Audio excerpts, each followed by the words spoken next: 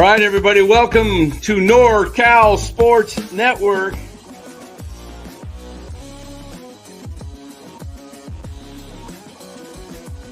And this is the same hat that Brock Purdy's dad wears.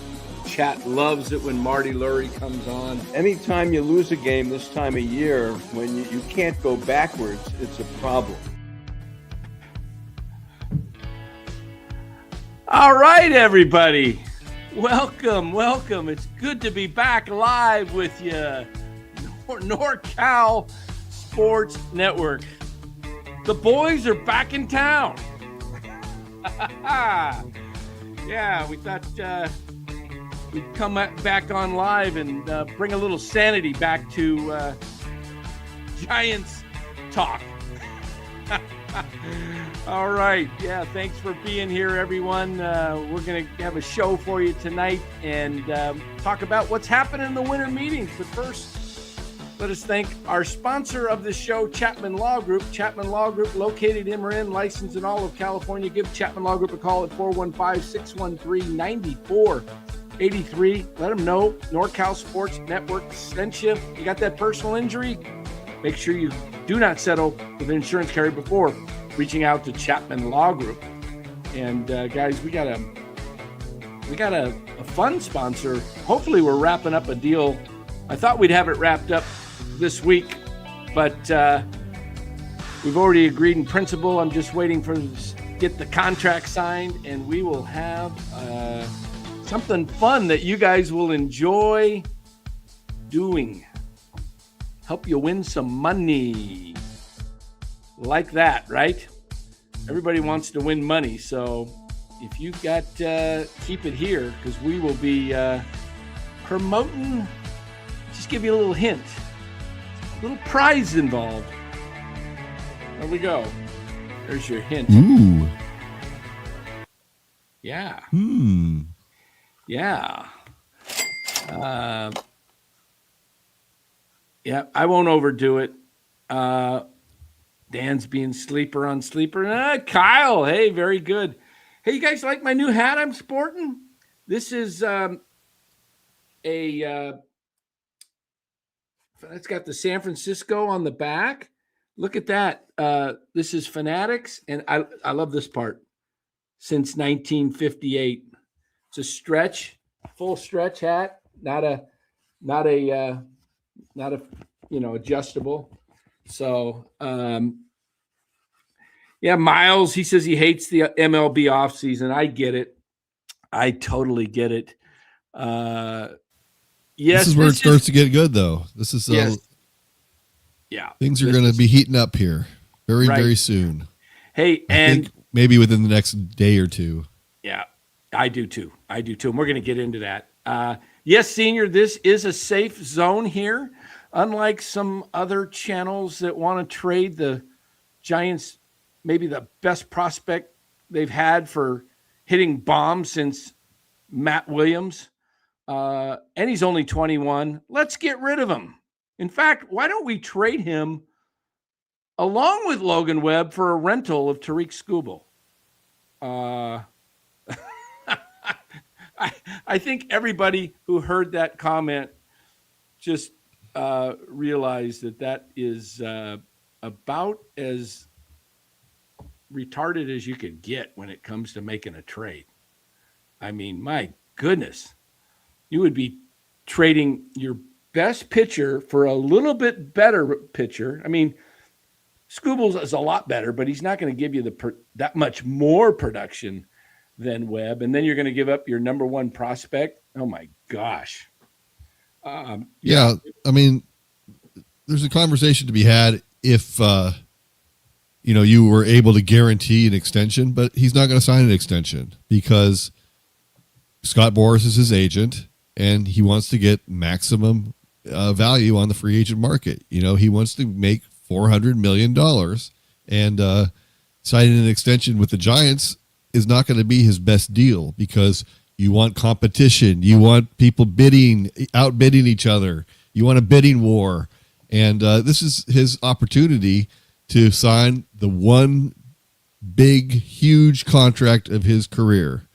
and he's going to do that. There's just no doubt about it. So yeah, and the Giants aren't going to give him the money to, even if the Giants were to make some trade and have a deal, they're not going to pay him the amount of money that he wants. And if they did, I don't think, would I give a Scooble 7-8 years, 300 plus? I don't know. I don't know if I would want to do that.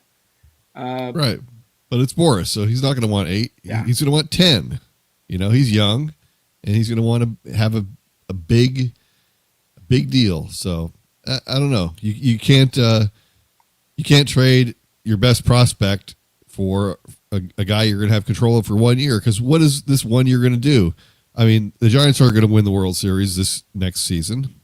They're going to try to make the playoffs like they do every year. And if they do, that's a step forward. But the Giants are into making incremental steps at this point. They're not into signing a guy. I mean, there's other pitchers you can sign this year, which they're not going to sign for the huge dollar amounts. So the voice of reason. I'm glad to hear a voice of reason. I've been I've been doing videos and coming out with content, but haven't done any live streams. One, because you end up saying the same thing every night, and it's like, what the heck's the purpose? Two, I've had a little bit of a concussion type symptoms where screen has been bothering my eyes, and so reading the chat in the concussion protocol. Yeah, I'm in the concussion protocol. But what I love what you just said is, it's not going to win the World Series next year. We got people that think the Giants are ready to win this year, and they're going to, they could compete. They could get into the playoffs, and you never know what happens when you get in the playoffs. But this is the They're Dodgers not one player away. Yeah, they have a lot of holes to fill. They're 5 to 7 players away. 5 to 7. And when I say 5 to 7, a good 5 of them. If I say 7, 5 are in the pitching staff and 2 are on the diamond. Okay. They need an outfielder that can hit, it's got a lot of tools. And, the way the roster's constructed, we've talked about it. I am not all for Chapman and Adames, but you're stuck. So you have to work around it. A lot of people don't like Casey being at second. You can't have you got a $25 million guy at third, a $25 million guy at short, and a $28 million at first. You can't have another 20+ million guy at second base. I'm sorry. And then load up. I mean, you could go that route. You could sign Bo Bichette and get him on board to play second base. And that would be fine, but that still leaves your outfield in shambles, a huge hole in your outfield. With Ramos, his defense was questionable last year. It needs to improve, or he's not going to be our long-term left fielder. Jung-Hoo Lee's defense slipped back a tick. He was not that good defensively at center field, and his bat left a lot to be desired. He decided to take a couple of months off from getting hits, and that didn't work out well for us. And then we have nobody in right field that can hit. So the outfield, I think, is their biggest area of need. Casey Schmidt is serviceable at second base. If the right player comes along and you can, make an automatic improvement there, fine. But if you're trying to save some dollars like the Giants always are, you think a healthy Casey Schmidt going into this season is going to have a decent shot at having a better year than last year, which is pretty good year. So he was 98 on the OPS plus, which 100 is league average. Remember, he did this with a wrist that he just had to have surgery on that was bothering him after June 25th, the rest of the year. So he played all of July and August and September on a sore wrist that cost him some bat speed and some power. Prior to getting hit on the wrist, he had a 799 OPS, so like a 110, 115 OPS plus, and he had a 276 batting average, which was leading the team. Now, was he going to hit 276? Probably not. But was he going to hit probably north of 250? Most definitely. Most definitely. And that kind of production out of a second baseman, if you get a 250 average of 20 plus homers and 75 RBIs and a 750 OPS out of your second baseman that is a very solid fielder, got a great arm, can turn the double play like nobody else can scoop the ball up like nobody else can. The biggest thing Casey has going against him at second base is range, and he's working on that. And he's got Ron Washington now to help coach him up. Yes. The best infield coach of all time. So the Giants, they just need to go get pitching, And the Giants, Dallas, we've talked about this a lot on the show. Pick a lane. Pick a darn lane. And, we talked about this 5 to 7 players away. George Curry agrees. Look, I've seen some of George's trade proposals that make a lot of sense. The Giants can do a lot with the payroll and the revenue that they bring in. It's just, do they want to? And this is why I say to the Giants, pick a lane. Either move into the slow lane and rebuild and sell off some of your trade chips, some of your better players, and get younger players that are going to ready to grow up and build with guys like Bryce Eldridge, Dakota Jordan, Bo Davidson, Johnny Level, guys that are going to be coming up in 4 years or so, Jashar Gonzalez, and I always forget the kid's name, Hernandez, I believe it is, the kid from Venezuela. He's 5 years away probably, but he might come up sooner. He might be one of those 20-year-old stars that comes up, because he's very, very gifted. And then you get the 4th pick in the draft, and we will be going over that first or a little later. But let's get into some of the news of the day, all right? Where do we want to start? Do we want to start off with Giants news, or do we want to start off with news at the winter meetings? Let's do the news winter meetings. Let's go around. So winter meetings. All right. So the big signing of today, I'm sure Mike Yastrzemski. Yeah, Mike Yastrzemski. That was the big signing. Now, the big signing of the day was this one, everybody. And, I'm sure you all heard it. Pete Alonso heading to Baltimore, 5 years, $155 million. Word is out on the street that the Mets did not even make him an offer. And that was pretty shocking. But Pete Alonso to Baltimore is going to make this team so much better. This team had a very down year last year, and I got to believe this team, Dallas, is going to be, you got that tough American League East with the Yankees and the Red Sox and the defending champs, American League champs, the Blue Jays. So Baltimore won the division prior. What does this do for the Baltimore lineup? I mean, this is gives them some firepower because they traded for Taylor Ward from the Angels, who had like over 30 home runs last year. They've got guys that are going to be healthy. Jordan Westberg will be bouncing back healthy. You got Jackson Holliday. You've got Dylan Beavers, who was a rookie, came up last year. And I liked him. In fact, he was a guy from Cal. I picked him up last year in fantasy, and he was not bad. So Baltimore's going to be really good next year. Pete Alonso, right in the center of that lineup. That's the one thing that cost them. You remember their 2 back-to-back playoffs, Dallas? They couldn't hit. Mm-hmm. Now they've got guys that can hit. Now the big thing is they've got to fix the pitching. Right. It's the opposite. Yeah. They need to fix the pitching. They traded away Grayson Rodriguez to the Angels for Taylor Ward. So do you think the Orioles might be going for a one of these top end starters on the market or mid tier guys like a Zach Gallen? I mean, Zach Gallen's kind of at the bottom of the top tier, but the top of the middle tier, I guess, is how I would put him. Yeah, I mean, they're not. They spend a little money. What's their payroll generally? It's not top 10. No, it's not. It's right around the middle of the pack. I'll give you the. So I don't know if they're a team that's going to go and drop 155 million on Pete Alonso and then 200 million on a pitcher.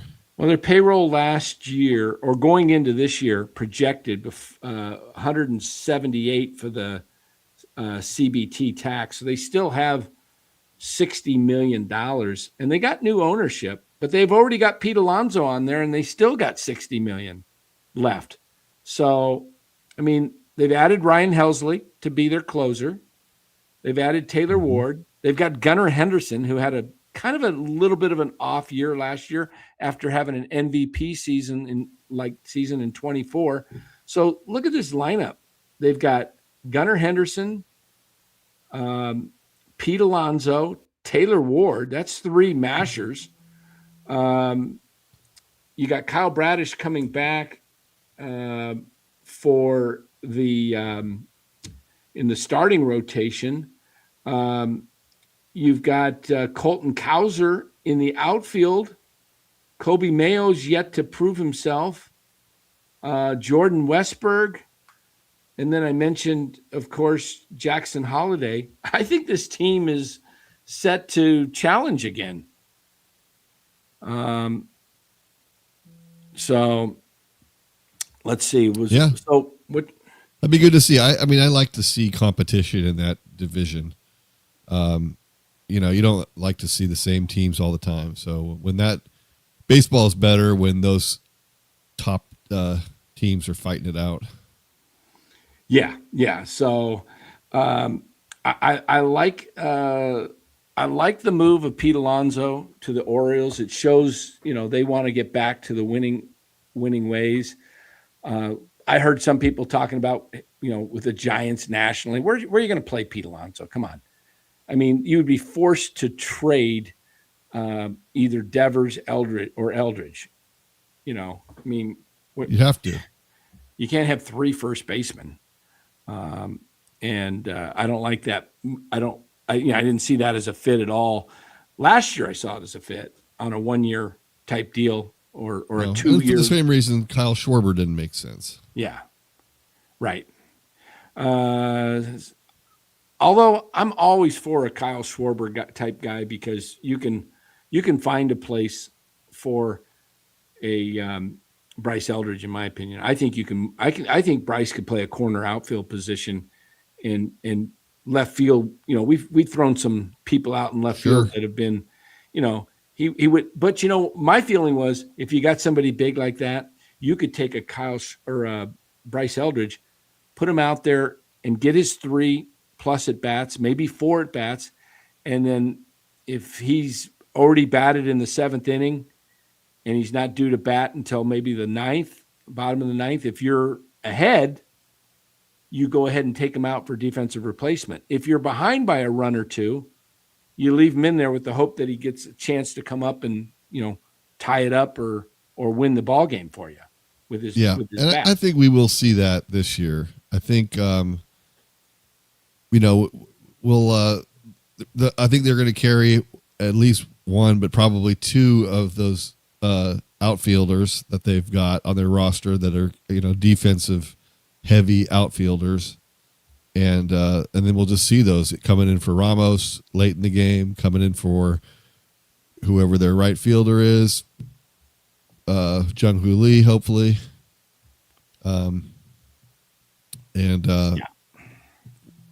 That's me thinking that they're going to sign a center fielder. So we'll see.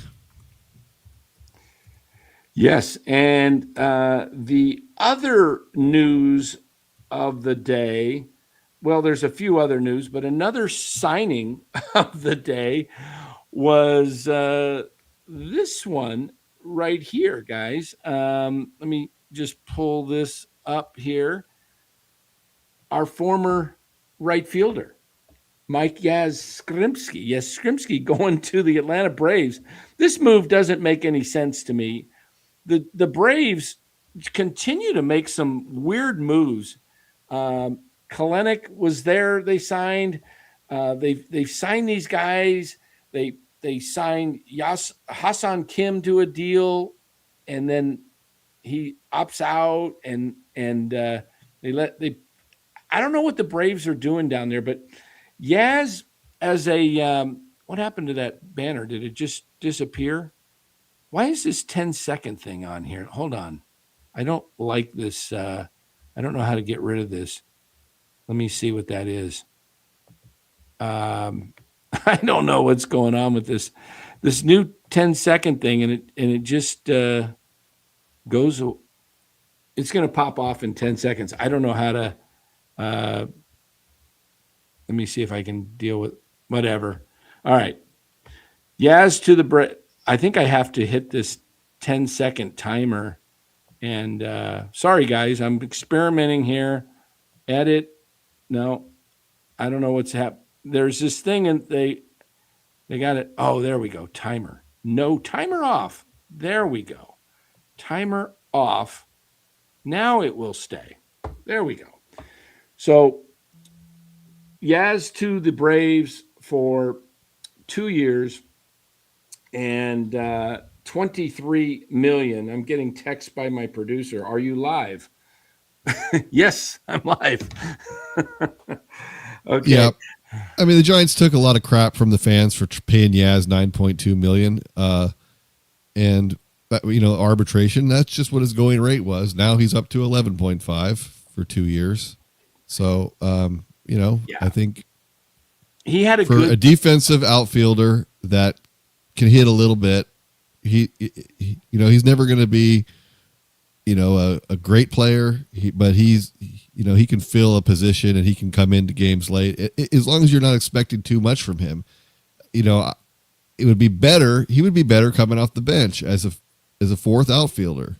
And if they could put him in that role, then I think he could help a team. But when you're the Giants and you're playing him every day, and no matter how bad he's hitting, he's in the lineup every single day, even though you have Luis Matos that you could, try to give some. He wouldn't be a downgrade, You could have given him some run. Nope. They had to play Yaz every day. So, it'll be interesting to see the Braves what kind of role they have carved out for him, if he's going to be their everyday outfielder. You're muted, Dan. He probably will be when he faces right-handers. That's what the Braves did with Kalenic. And then last year with the Kansas City Royals, he started out really hot, but his average ended up at 237 with them, which is back down to his average. His over the last 7 years, he's 238. But his OPS for the Royals was 839. So he had a really good August and then he kind of tailed off in September.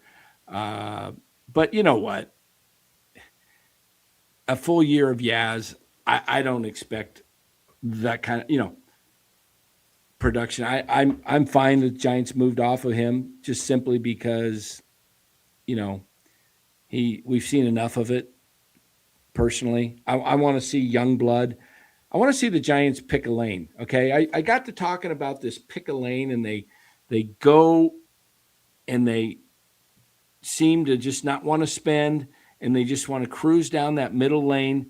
They'll spend a lot. They got a lot of money out on Chapman, Adames, Devers, Webb, and Jung-Hoo Lee. It pretty much takes up the majority of the team's salaries. The rest of the guys are near league minimums, right?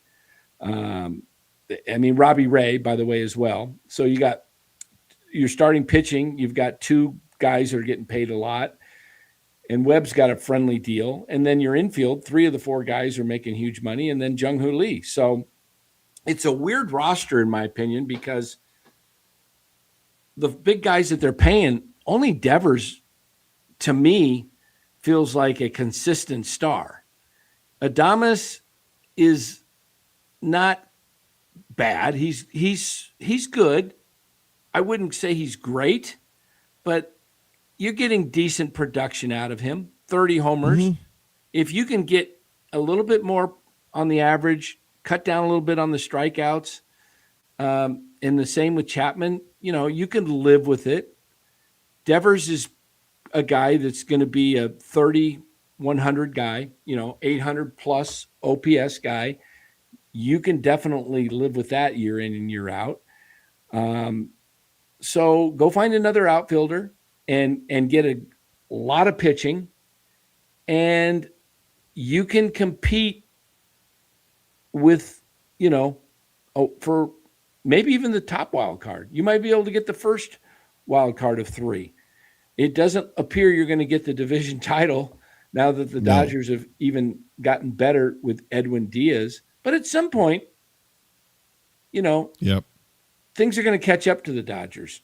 Father Time's undefeated. And, yes, they have the ability to reload. But as long as they got Freeman and Betts on that roster and those guys get older, and if they still have them, there's a possibility that the Dodgers – at some point, the Golden State Warriors are not that good of a basketball team compared to teams like the OKC Thunder, the Houston Rockets, and some of these other younger teams that can run them up and down the court. That's going to happen with the Dodgers eventually if they keep this core together. It can't run forever. So my thinking is if the Giants really, really, really want to do what's the right thing is build around Bryce Eldridge, get these guys like Joshar Gonzalez, the kid Hernandez, Johnny Level, Dakota Jordan, Bo Davidson, Gavin Killeen, guys that are coming up. Not all of them are going to hit. You hope you have enough of a nucleus of about 15 guys, right? And you hope 4 or 5 of them become everyday really good players. That's what you're hoping for. And that's why. And they may be able to move a couple of them for some pieces, to fill in areas of need. And but they just need to they start showing promise. Yes. And you get the number 4 pick that's coming up next year. And we'll try to get into that. Aaron, will the Dodgers, that's a great point, do what Bill Walsh did, get rid of guys a little too early than too late? I think we will start to see that. I think the Dodgers, this is a mentality for a team that I don't think we've ever seen before. A team that's willing to spend this much.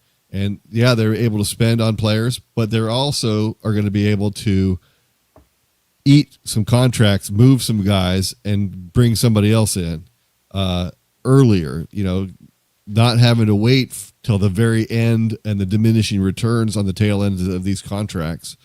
And it would be smart of them to do that. And I think we are going to see that where they might move some guys before they reach their expiration date. Yeah. George Curry says Adames was pretty good for the rest of the year. Yeah, the first 2 months were abysmal, and then he really did have a solid, May through September.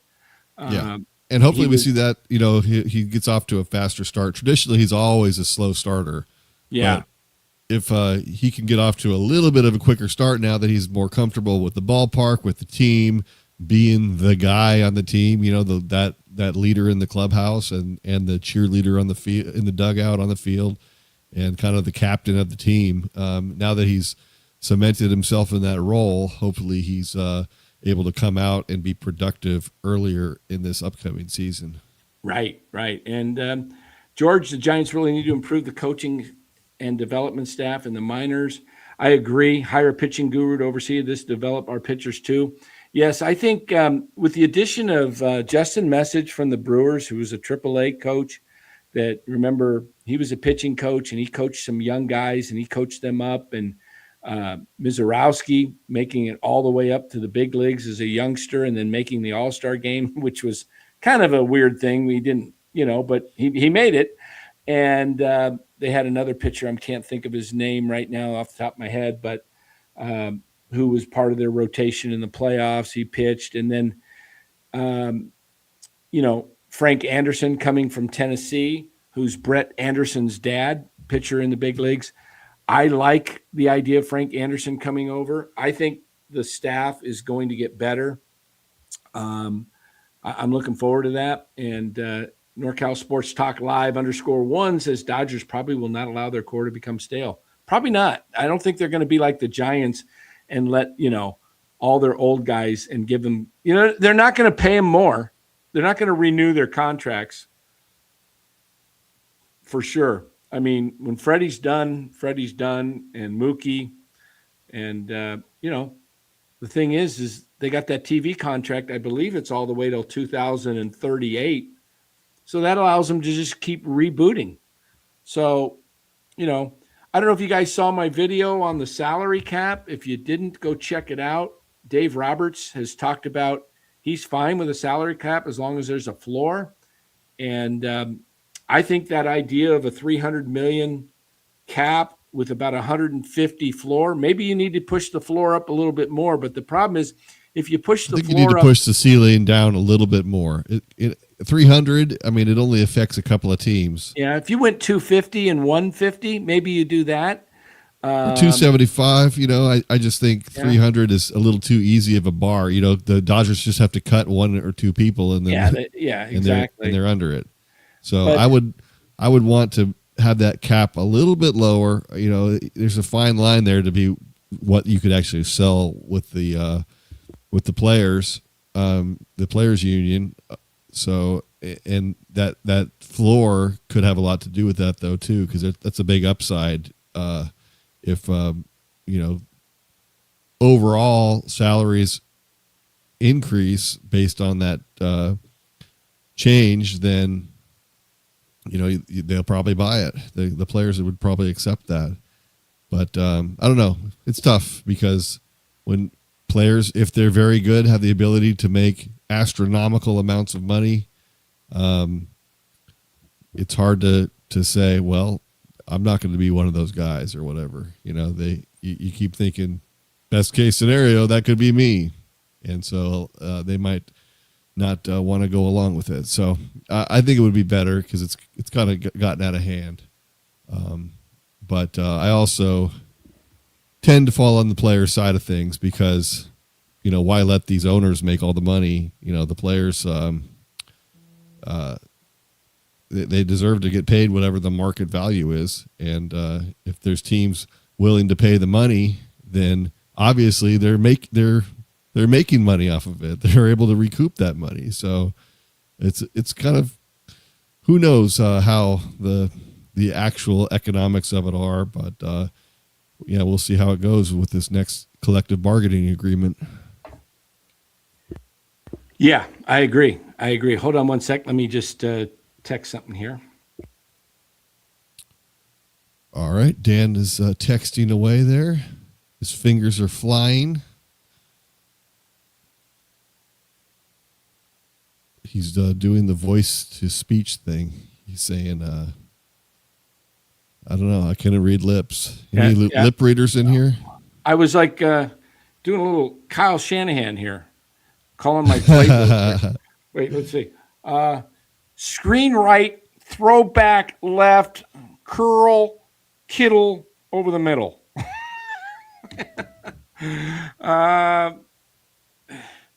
So, yes, like and subscribe, says Robert. Our good buddy Robert Boyd, our number one good idea resident Shark fan. Yes. There we go. I was talking to Robert the other day. Hope his ankle is getting better. Hope your ankle's getting better, Robert. He says yes. Good. So I think the Giants need 2 starting pitchers, 1 by trade, 1 by free agent signing. They need to sign a outfielder, either through trade or through free agent signing. So if we get those 3 pieces, I'll be happy. And then if we add a couple of bullpen arms, which they're going to have to do anyway somehow, some way, but that's got to happen too. But those major pieces, the 2 starters and the outfielder, is what I'm hoping for.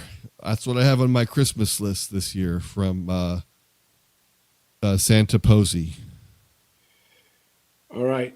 We got to get those likes up. Mark Graves says, actually, there's 112 watching, and I'm seeing 25 likes. So, guys, you know the drill. Go hit that like button. We'll just keep it here on silent for 5 minutes until we get up to 75. And no, I'm kidding. Seriously, if you guys, hey, we're up to 30. I appreciate it. Those 5 that just went out and hit that like button. Thank you to all 5 of you. And we will. What are we at now? 30? We're at 30. If we can get 40, I can give you 10. I can rattle off 10 thank yous just like that. So 10 more. 30. Do I hear 32? 32. I'm still stuck at 30. We're still stuck at 30. Come on. All right. Let's move on. We need 31. Who's got 31? Let's see the 31. 31. 38. Oh, look at that. It just changed to 38. Thank you.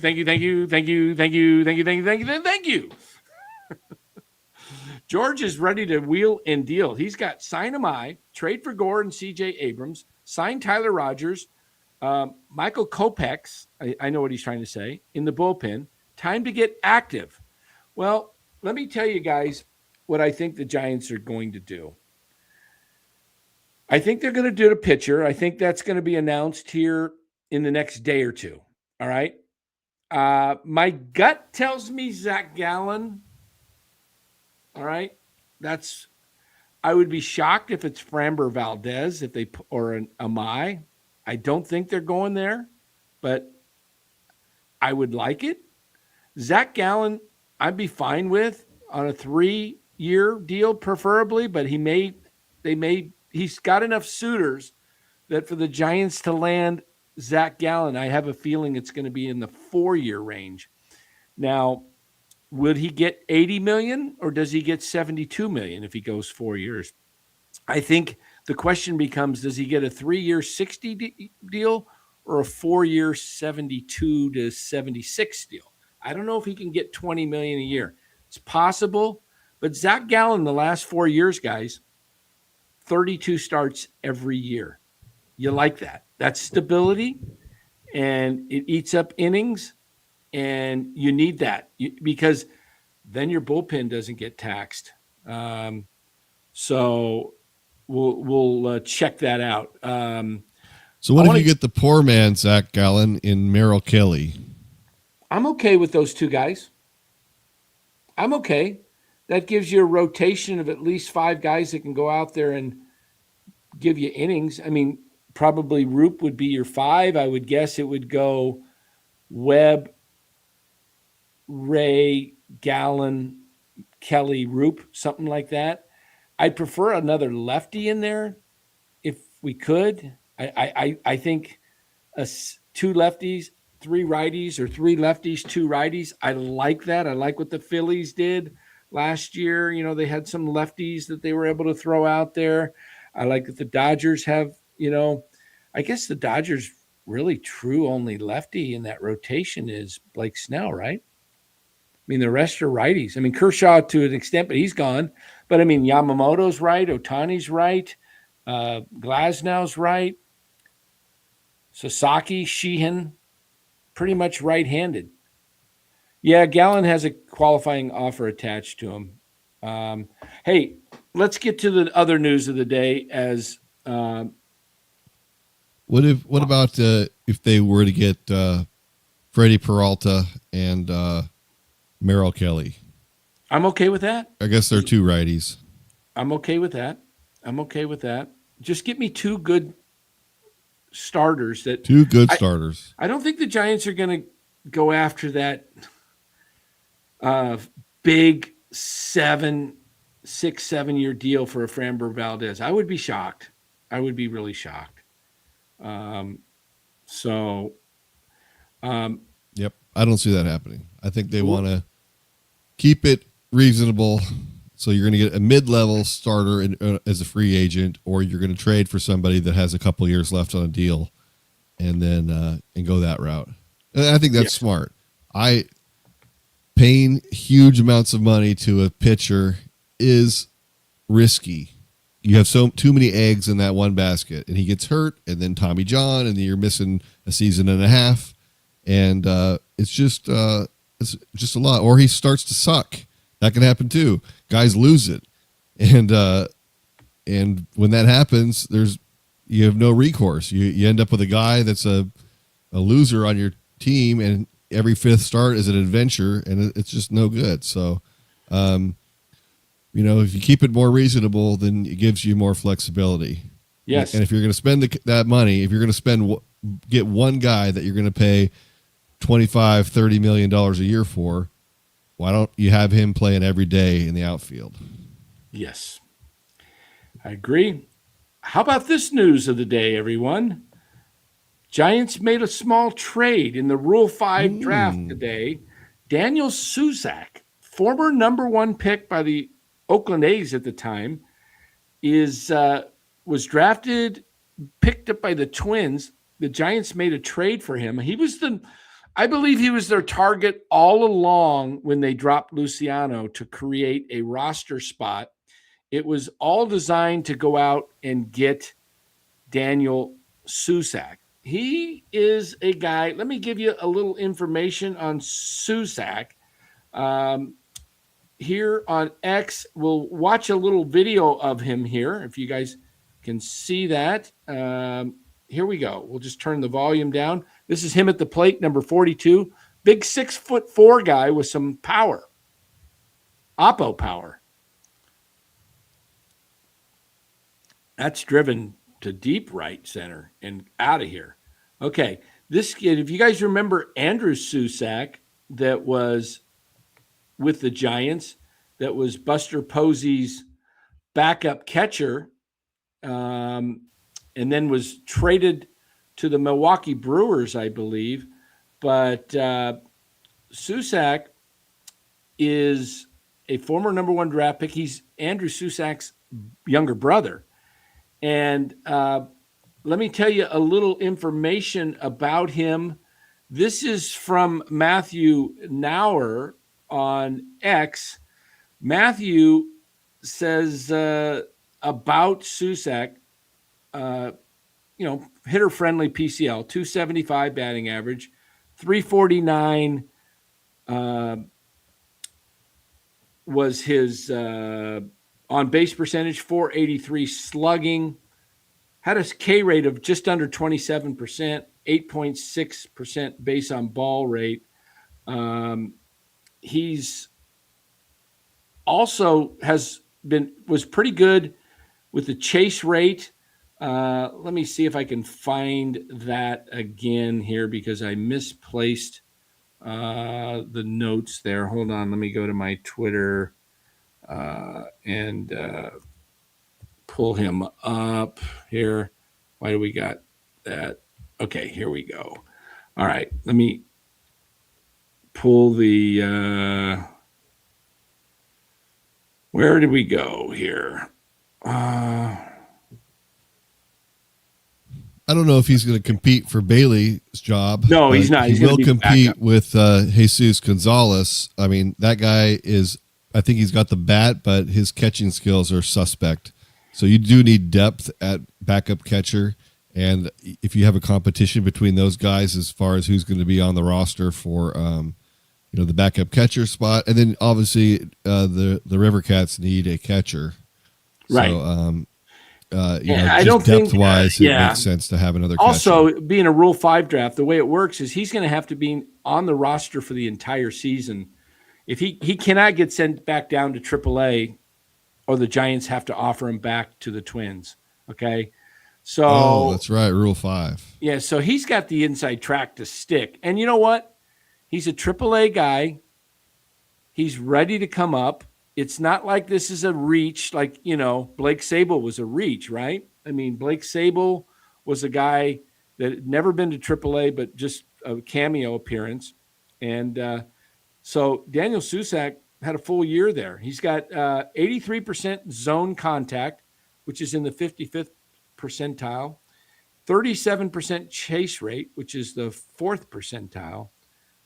What excites Matthew, he says here, is a 908 times slugging So he had a 94 WRC plus, so just under average there. So there's power to be unlocked if he elevates the ball more consistently. Well, we'll see what they do with him, but it's a nice pickup. You gave up another catcher. I can't even remember his name, but not one of the top prospects. So he's got to be on the roster. Yes, Mark, this is the Susac the Giants used to have. His younger brother, Andrew Susac, was a catcher in the Giants organization who's supposed to be pretty good, ended up going to Milwaukee in a trade. I think he might have gone in that. Did he go in that Will Smith trade in 2016, I think, possibly? So this is his younger brother, Daniel. I think he's probably going to be successful because he's got a pretty good first name. So I would expect big things out of Daniel Susac. Yes, the Susac boys are from Sacramento, correct. He's coming back home. This was a big thing because this guy's ready to, make the next step. This isn't like a Rule 5, like I mentioned, like you're trying to get some guy from A ball that's never, this isn't a reach, a guy who's played in high A or maybe made some appearances in double A and he's making the jump all the way to triple A. This is a guy who's had a time in triple A. He's 24 years old. So it's a good move. The other good news for the Giants today, guys, no, Susac cannot go to Sacramento. He cannot go unless the Twins say we don't want him back. So, yeah, this is a former number 1 pick. He went to the University of Arizona, a Wildcat. So he's in a good college baseball program. So a couple years at the U of A. I'm sure Lou would like that, being a Wildcat. Other big news today, guys. The Giants did lose a couple guys in the Rule 5 draft, but they did not lose Will Bednar. And why is that a big news? Because I think Will Bednar can become a really good closer in the big leagues if he gets his command. If he gets control of his command. How does that make it? If he gets command of his control. There you go. Or if he gets control of his command. No, if he gets command of his control. Yeah, there we go. I like that. Either way works. George says he can only be offered back to the A's. That might be true. That might be true. I think it is true, George, because the A's is the one that lost him, and the Giants basically gave up a catcher. The Twins get the catcher no matter what. And if the Giants don't keep Susac, the Twins get a catcher. And so, yeah, I think you're right. I think that's the same way that was with Blake Sable. Yes, it is. Because Blake Sable was with the Pirates organization, got drafted by Cincinnati, and the Giants made a trade with the Reds, but if the Giants didn't keep Sable, he had to go back to the Pirates, his original destination. So he better hope that he makes the big league roster, otherwise he's going to Sacramento one way or another. Yeah. He's going. He's going back to Sac. Hey, you want to stay out of Sac? I mean, you want to go back home? Is that home? Sacramento's home? I don't want to go home. Mom, Dad, love you. Back to your old bedroom. It's time for me to move out permanently. All right. Hey, guys, just to give you a little info on some guests. I don't know when, but we haven't locked down a date, but I am going to have a guest from Baseball America join the show, and he watches a lot of Giants baseball in Arizona. All right. So he will be joining the show, I would think, possibly as early as tomorrow night. He's down at Orlando at the winter meetings, though, so it could be next week. I don't know when we'll hook up, get together, but let you know. But that'll be a great show because we'll learn about a lot of the younger Giants prospects. And he'll have a really good handle on that as he watches a lot of those. And with Baseball America, you get the access to watch these kids, whereas guys like Dallas and I, we got to go through security and kind of like pepper spray them or something to get past them. So yes, winter meetings did end today. A bummer of the news that didn't happen, that what Giants fans were hoping would happen, is Dwayne Kuiper was what's the word I want to use? I think he was snubbed. That's a good word. Thank you. It was snubbed for the Ford Frick Award winner, which goes to, I guess, what are they, just the top broadcaster, or what is the actual language that is they use for that? It's the broadcaster that's been selected to Hall of Fame, right? Yeah. Basically become a Hall of Famer or recognized by the Hall of Fame. Yeah. I mean, the book on Buck, Joe Buck, as Robert says, is solid. Yeah. you know what? I have nothing against Joe Buck. I know a lot of people hate Joe Buck because they think he was a homer for the Cardinals and stuff, but go back and listen to his Travis Ishikawa home run against his team. And I thought it was a really good call. Yes, I will, George. I will talk to him about Level, Bresnahan, Dakota Jordan, and soon to be signed Hernandez. Yeah, I would love to see the Giants with 6-7 top 100 guys. Guys, the Giants are starting to build some things, and things are going a little bit in their favor. When they went from the 15th pick yesterday all the way up to the top 4. You guys want to know who was picked number 4 in 2024? Does anybody remember who was picked number 4 in the 2024 Major League Draft? I am, without looking, nobody cheat. Please don't cheat. Type it in there. Type in the name of the number 4 overall pick. You guys need a clue? Dallas is looking. Don't look. No, I'm not looking. I don't know. All right.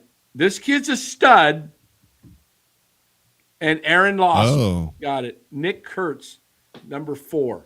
If you get a Nick, hey, there is a guy that is projected. I'll hold on here and I'll pull him up here.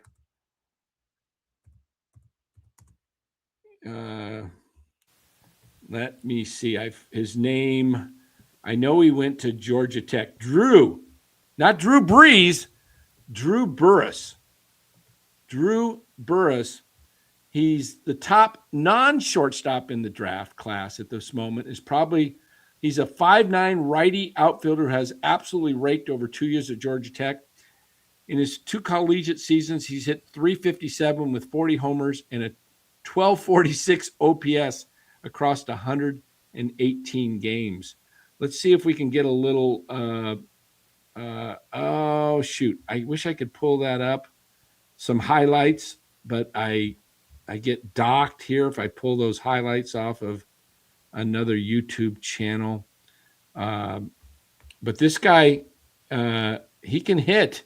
I'm telling you, and he's a power hitter, and he's an outfielder, and he can play some center field. So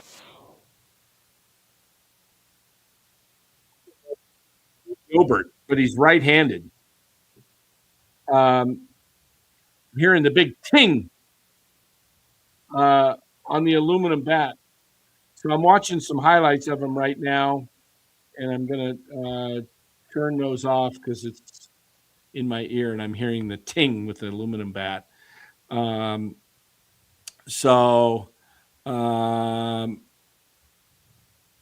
Who we got? Kyle says, want to know my baseball philosophy, Giants. Draft a badass player. Stop worrying about a need for position. Draft badass players and fill in the others later. That's how you become great. You know what? The reason these shortstops are so everybody plays shortstop and they draft shortstops because it's shortstop. Think about it. You can move him to third, you can move him to second, and you can move him to the outfield because shortstops are some of the most. If you can play short, you're a very athletic type player, and you can play pretty much anywhere on the diamond. Probably not catcher. That's a tough position. Yeah, unless of course, you're Buster George, Posey. he is way better. I'm talking about his body style. I was talking about he looks like his body, not the way he plays. It's just overall physique. I was offended for him also, George. So, yeah, not that I'm into, guys' physique or anything. It's not me, but just was saying, that's all I was saying. Yeah, Joe Buck deserves to be in there, but he's only 56. Kuiper's 75. Why don't you, go, How old Joe is Buck Buck? can wait a little longer. How old is Buck? 56. Oh yeah, Kuiper should get in, man. Yes. Hey, and I did confirm Casey Schmidt's cousin. I did get her name, and let's just leave it at that. Casey Schmidt's cousin. She was attractive, and I did remember her name.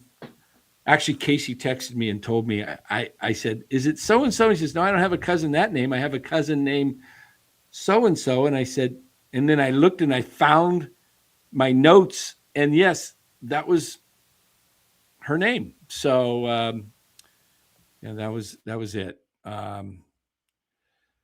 Yeah. So, And she's been stalked ever since. yeah. Buck looks 75 unshaven. I don't know why the award didn't go. I mean, what? I don't know. Doesn't politics run everything? I mean, think about this Dallas. Jeff Kent gets into the Hall of Fame, and his cousin is Sidney Sweeney, by the way.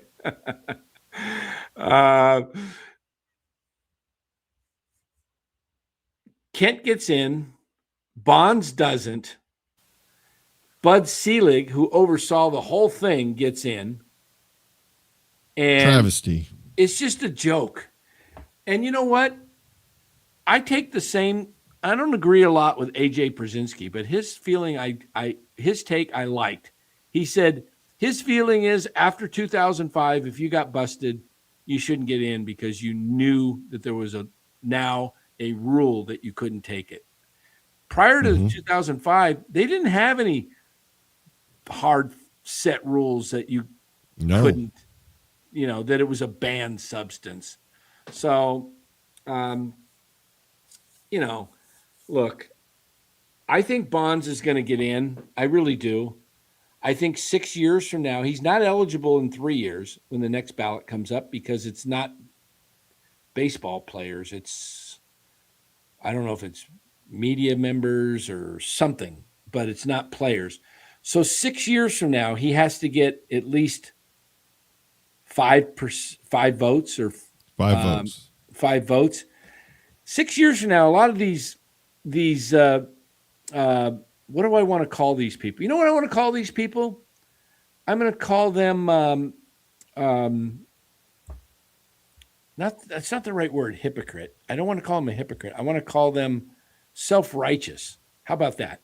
These self-righteous media members that this was mostly players though. So. Yeah, and the self-righteous players too. Because get off my lawn type players, I didn't cheat the game. Well, you didn't play in that era.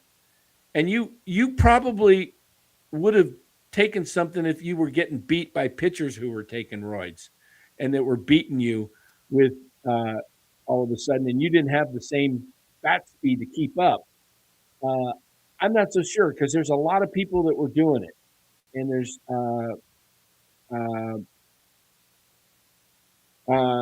yeah, that's true. Actually, I agree with you, NC, NorCal Sports Talk Live _1. I just call you NorCal. I think you're right. AJ's made a lot of good points, and I probably was persuaded to say that I don't agree with him just because so many people disagree with him. But I actually do agree with that comment you made there, if that makes sense. He does have a lot of good things to say, and people get all over him. You know, he's opinionated, and I like that. I like that. But yeah, Bonds was the greatest player most of us in this chat has ever seen. Period. Exclamation point. No question marks. Tell me a better player that you saw in your lifetime. Anybody, unless it's Willie Mays. Give me somebody in the chat that you personally saw play, not highlights, not black and white reels of Lou Gehrig or Babe Ruth.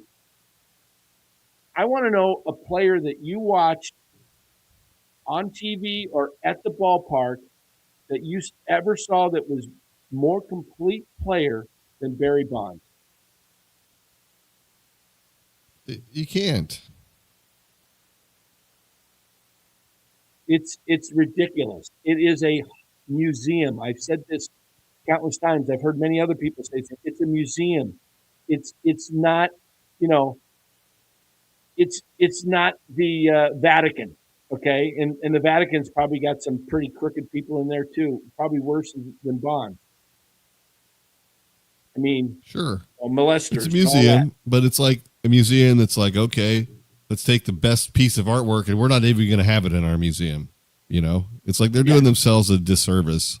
And okay, there's Tom Willie Mays. I can live with that. I can live with that because I saw Willie play too at the end of his career, and I've got him right there. But I saw Barry in his prime. You know, I got to see Barry. I saw Barry's whole career, but then I saw up close and personal from 93 through his retirement in 07 or 08, whatever year he left. I think it was 07. But look, the guy was hitting like almost 40 home runs at the end of his career. Yeah. I mean, he got screwed over at the end of his career too. Never getting a deal to go to the American League and play a few more years. Oh, he would have had way over 800 home runs. I know. They kind of blackballed him at the end there, and now the Hall of Fame's done the same thing. You know, right when he was getting close, he was up to 68% or whatever, and then they changed the rule to 10 years of eligibility instead of 15 because they didn't want him getting in. So yeah, it's 28 homers. It's all 28 homers in only 340 at bats because they walked him 132 times. 28 homers at age 42, people. That's if he doesn't walk, they don't walk him because they feared him so much. He hits 35 to 40 homers at 42 years of age. Easily. Mm-hmm. Easily. I just don't.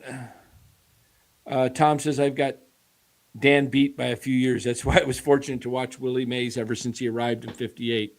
That's awesome, Tom. You were very fortunate. I would have loved to see him play in his early 60s. I didn't start watching baseball that I could recall until that actually was in my memory. It was in 1968 as a 7-year-old, Yeah. And Bonds was a jerk to people and the media he didn't get along with, but Jeff Kent was a jerk too, and he's in now. So the jerk thing only goes so far.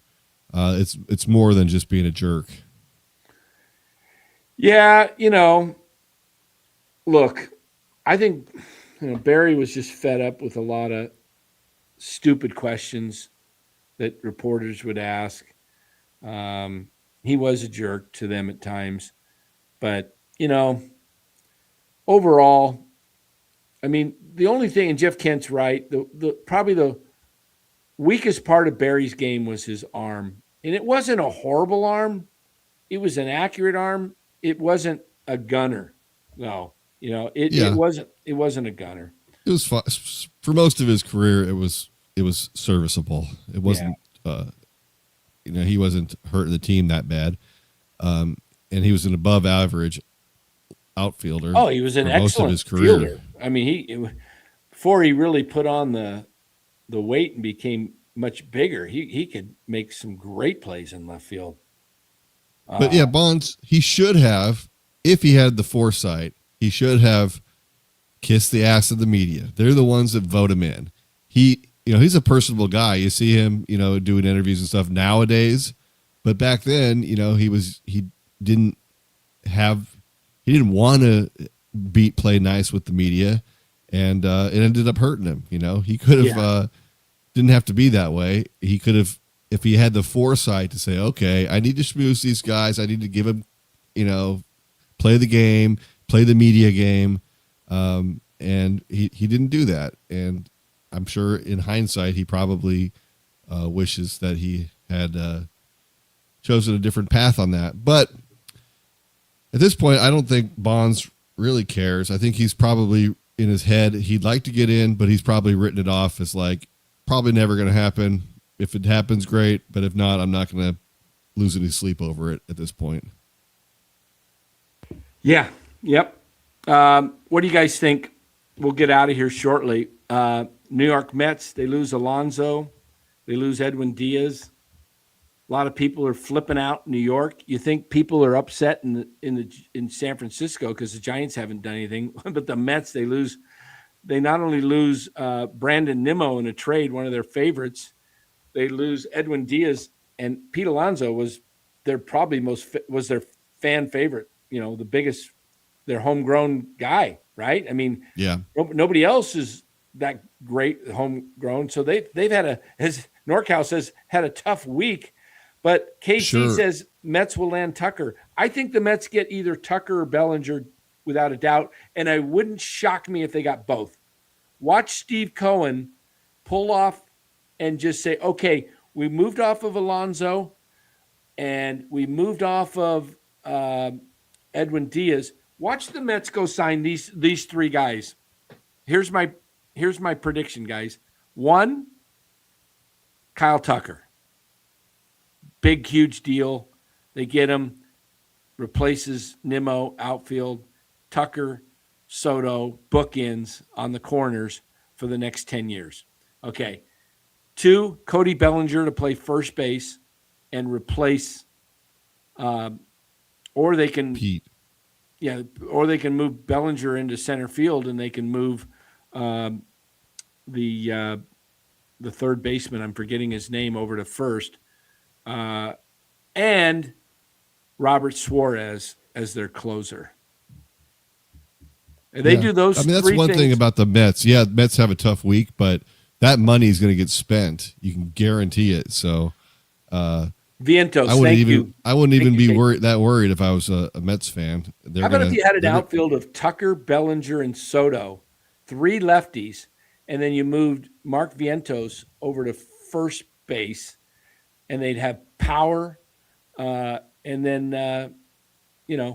they sign one of the pitchers, and they trade for Matt Chapman. I don't think they'll do that, but yeah, I don't know. Steve Cohen's payroll. What does he care? He's worth $22 billion. What is a payroll of $350 million? And so you lose. Think about this. You're worth $22 billion, and let's say you put 95% of your revenue into payroll, like he did last year. He put 94%. What happens if they make some jersey, merchandise and revenue and all that, and there's excitement, and the Mets get into the playoffs and maybe even get to the World Series. And so he doesn't make any money on the baseball, but he wins a World Series and he breaks even or loses $50 million to $100 million. What is that to a guy worth $22 billion? Seriously. Do you even notice it? $22 billion? And you're going to look, $22 billion, and you lose. So that would 100 be million. about 0.5% of his net losing worth. losing 100 million. 150 million. Yeah, it's nothing. So what does he care? If he gets 0.5%. Yeah. So not that big of a deal. I mean, it's Yeah. a chunk of change. It's not a cup of Starbucks or anything, but Yeah, I don't understand why you hired Stearns either.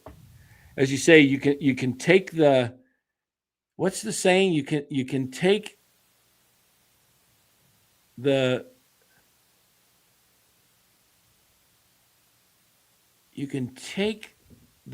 something out of, but you can't take the Stearns out of Milwaukee or something. He's a cheapie. He's a cheap guy, and he runs the team. And I don't know if you know, does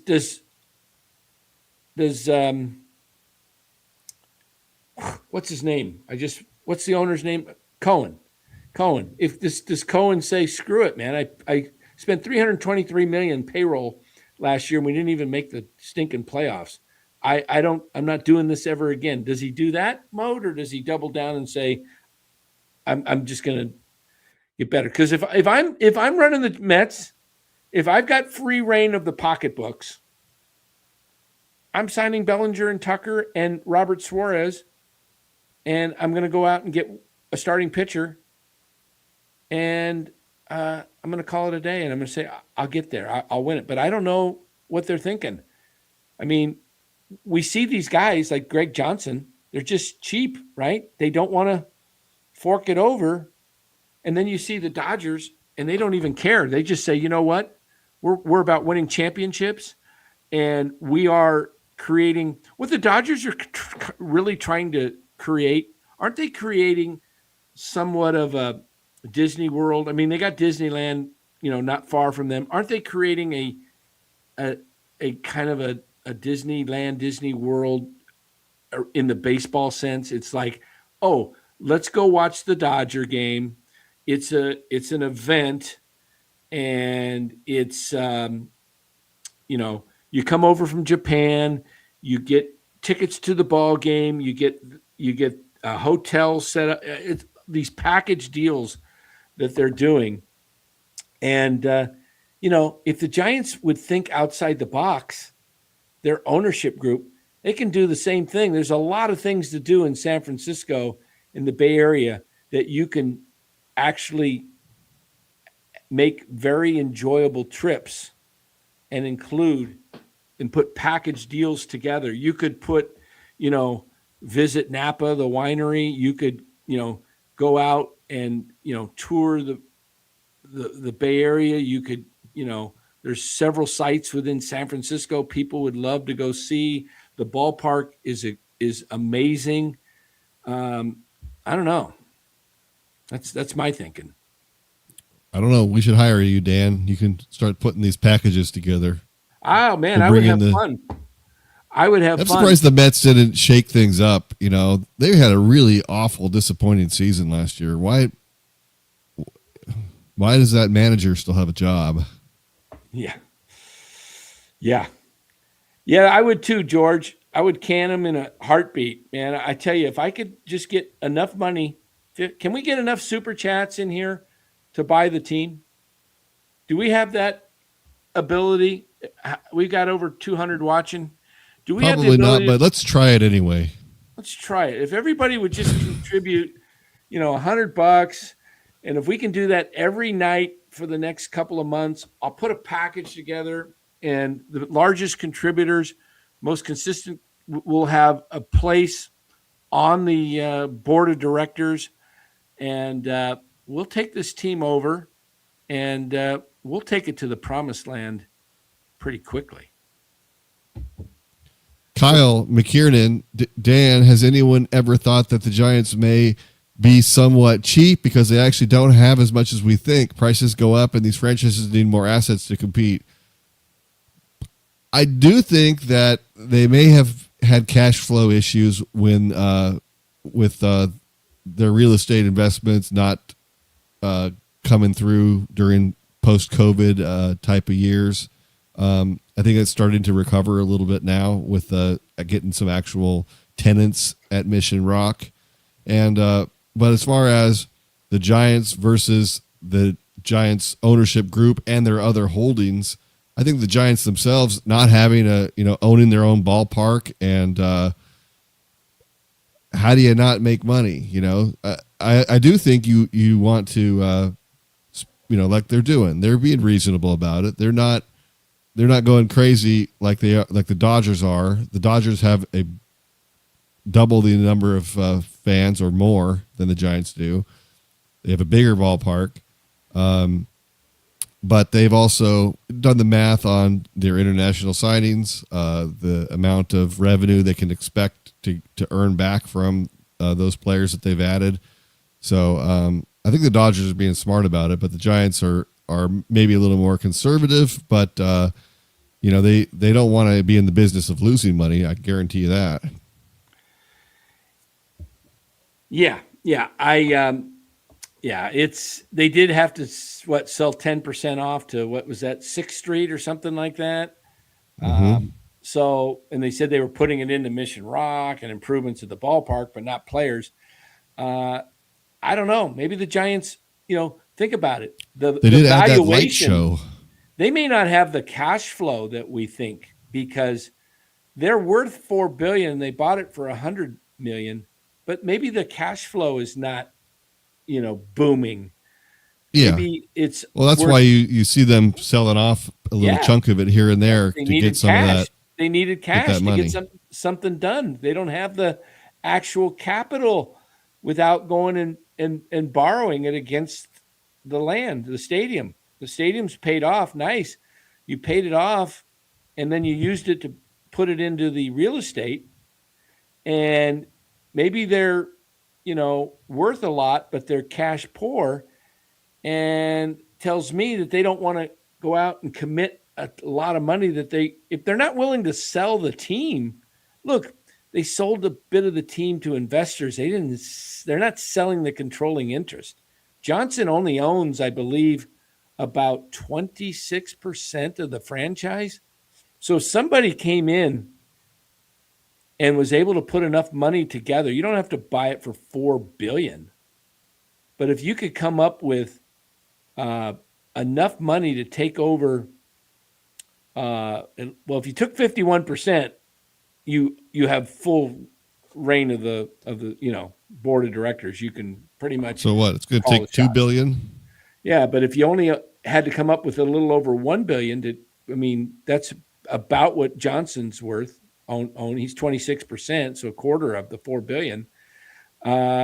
Maybe if you can come up with a little over $1 billion, you can buy into the Giants and have a bigger share than Johnson and say, "Hey, Greg, take a seat. There's a new sheriff in town."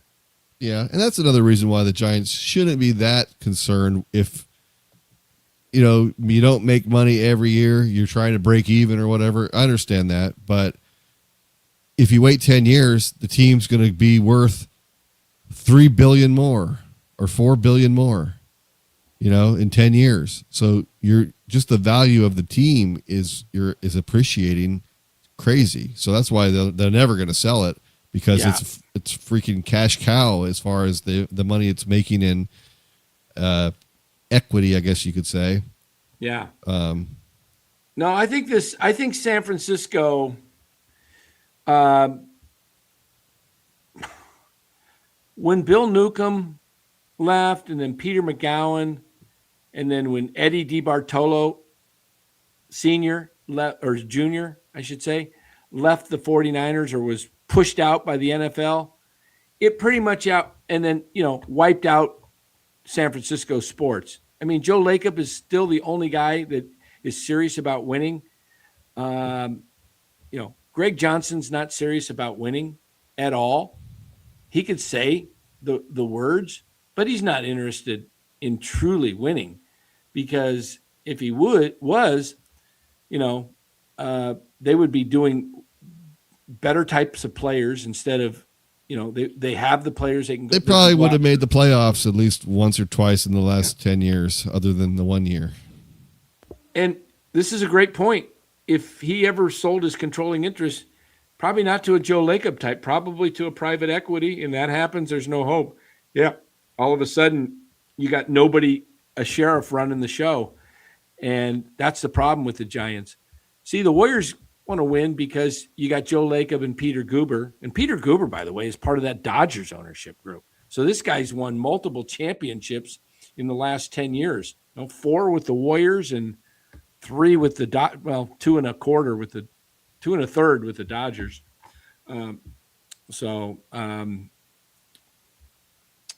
Yeah, private equity firms can only own up to 15%. Interesting. Okay. Warriors owner may be buying the Padres. That would be something. All right, guys. Hey, we've got in the chat right now 105 on YouTube, 212 total watching between X and YouTube. But you YouTubers watching here on YouTube, 105 of you, we got 55 likes. That means there's 50 more of you that haven't liked the show. So let's see if we can get up that to 75 likes. Can we get up to 75 likes? That would be fantastic. On a normal night, maybe you don't like it, but it's been pretty good tonight, I think.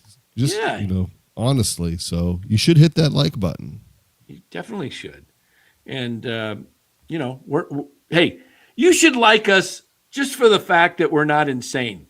Okay. We're not trading Bryce Eldridge and Logan Webb for a rental of Tariq Skubal.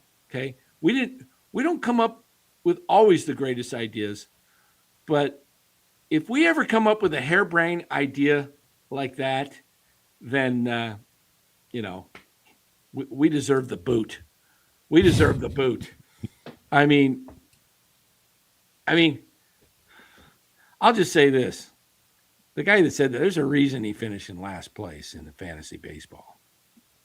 Make stupid moves like that, and you're going to... Yeah. Oh, boy. The shit flinging is going. I'm just saying, it's pretty hard to... It's like... oh, boy. I don't know. I just don't understand deals like that, Hey, look. He's called me out over Casey Schmidt. So, a little fun. It's all in fun, right? It's all in fun. Hey, look, we're going to have a fantasy baseball league.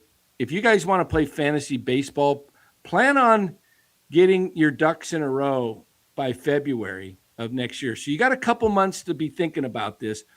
I hope to have 2 leagues in this league. And we are going to have a trash-talking fantasy baseball league with no pansies allowed, okay?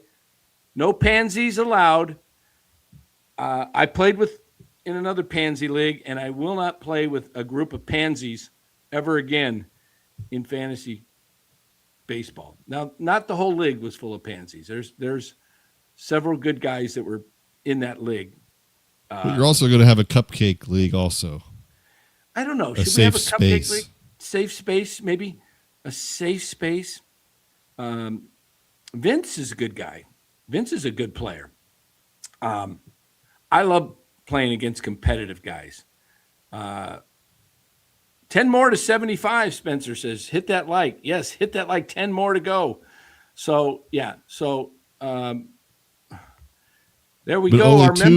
Only 2 more till 6-7. Yeah. Oh, no. Not 6-7. Sharks, baby. Thank you, Robert. Loves this channel. Dan and Dallas are amazing. Let's go Sharks. Yes, let's go Sharks.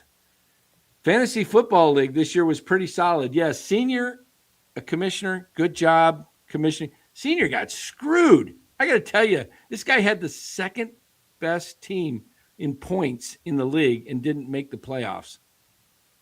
How does that happen? That's what happens when you go head-to-head, because teams will beat you. Like, I had the most points in the league, and I only won 8 and lost 6. You think the guys with the most points, Senior was 6 and 8. He should have probably been like 10 and 4, and I should have been like 11 and 3 or something.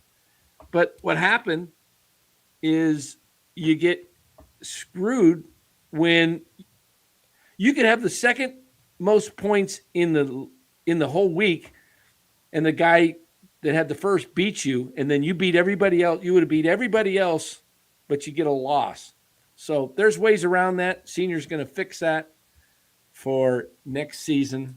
So, but yeah, when we play baseball, guys, I like to have some fun. Look, if you play fantasy baseball or football and you're playing with guys that can't take a joke or can't have fun, look, if you dish it out, you better be prepared to take it, because you're not always gonna win. You're gonna get your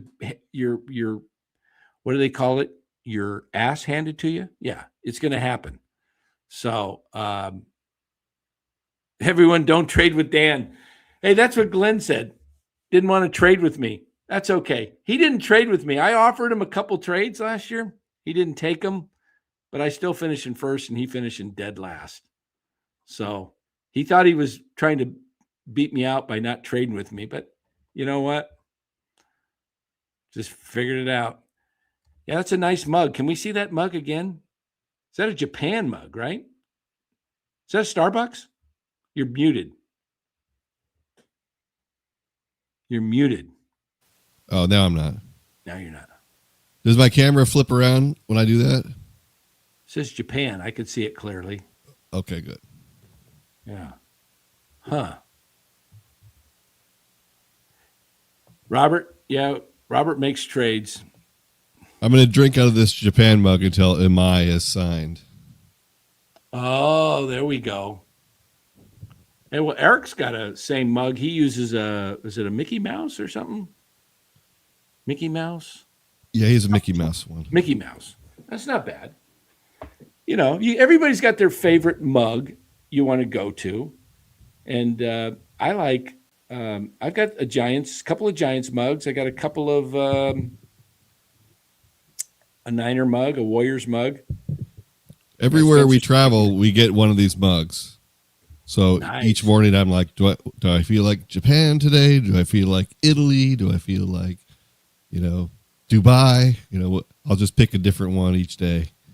Oh, you guys remember that song? I think I'm turning Japanese. I really think so. Wasn't that something? Isn't that a song? Yeah. Yeah. All right. Well, good. Hey, guys, we're having fun here. Sports is fun. Sports talk's fun. Look, we're saying we're having fun, with Glenn. Okay. But it's nothing it's nothing serious. Okay. So we're not trying to start a war. It's just a lot of fun. If you're gonna come on a show, your show, and you put that out in the public, in the ether of that kind of trade, we have the right to call you up, have some fun with it, right? But at the end of the day, it's just sports. It's not life itself. So sure, we're not gonna go nuts and how do we say it? We're not gonna refuse people's what's the word I want to use? I'm trying to think. Anyway, my concussion symptoms are getting to me. I can't think all of a sudden. So no, I mean, it's just fun. We're just having fun. It's well, I go in the chat and keep them straight too. So yeah, well, I go in there too, and they're welcome here too. He calls me out on Casey. That's fine. Look, he may be right. I may be the one that's wrong about Casey. He may be 100% right that Casey's not the guy that the Giants need at second base. And if he's right, I'll say you were right, and I'll be, say I was wrong. No big deal. It's just my thing is that it's not the Giants' greatest area of need. That's mine too. That's why I'm not. It's mine too. It's not their biggest need. That's what I posted in their chat. It's the least of their needs. Their biggest needs we know are pitching. I think Casey's going to be good. I do. He says Casey's a stud. Sayonara, gents. Good show tonight. Thank you. Make sure you hit that like. Appreciate it. I do think Casey's going to be fine. I really do. I think if he's healthy, watch out for Casey to be a borderline all-star second baseman and maybe even possibly make the Giants sign a pitcher by the weekend. Yes. By the end of the weekend. By the end of the weekend, yes. By Sunday night. Yeah. Yeah. Okay, good. Think it's sooner, but I think they get it. So, all right, guys. Good. Appreciate you watching. How's our likes doing? Where are we at? Let me look. We're at not enough. Not enough. What is not enough? We're 70. I don't know. It's always not enough. You could always have more likes. I can't seem to get this thing to work here. Here, I'll look. Yeah, you look. I can't. My phone. 70 says Spencer Stewart. All right. 71. Yeah. If Casey's healthy, he's going to have a big year. Giants need every pitcher they can get. I'm going to like it. 72. There we go. Giants, evening, Danny. What moves are the Giants going to make? Who are they drafting, pitcher or hitter? I'm not sure the draft. We'll go over that a little later because we're getting out of here. But I think the Giants are going to make a signing, and it could be 2 signings. But I think I want to say Zach Gallen. But I wouldn't be surprised, knowing the Giants, if it's Merrill Kelly on a 1-year deal. Maybe a 2-year deal. Cody Bellinger is coming to the Giants. No, I don't think so. Here's the hype train.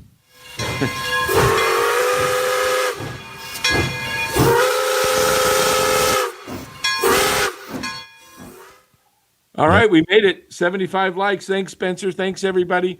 Yeah, I think that's what it's going to be. I think Merrill Kelly, 2-year deal with an opt-out, something like that. So we'll see. We'll see. He can opt out after 6 months. He can opt out after 3 starts. You imagine a contract sign? All right, hey, we are so desperate. We just need a good start to April. We're going to let you have a good April. You can opt out as a free agent. What's the clock, George, on MI? He has to sign by Christmas or January what's the date? 2nd. I think it's January 2nd. Oh, okay. New Year. Yeah. It's coming right up. That's, not that long. Something like that. George says they're getting them. Okay, that could happen. You never know. The market drops. Hey, look, maybe the market does change a little bit. We shall see. But I think the Giants sign a pitcher coming up here by the weekend, all right? That way, yeah. And watch it be just somebody nuts that's not that good or name recognition. And then Lou said he was going to give it to the 15th. We can listen to Lou go on a fabulous rant. That would be great. That would be great.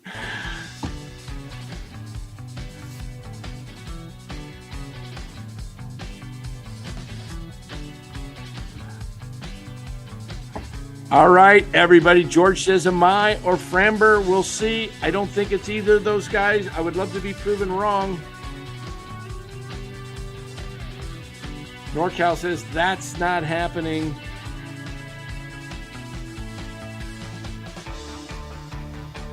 All right. Appreciate you guys being here. We'll, I don't know when our next live is, but we'll have a video out. Make sure you check those videos out, like them. They'll be coming out every day. Appreciate you guys being here. Have a great night. Take care, everybody. Out of here!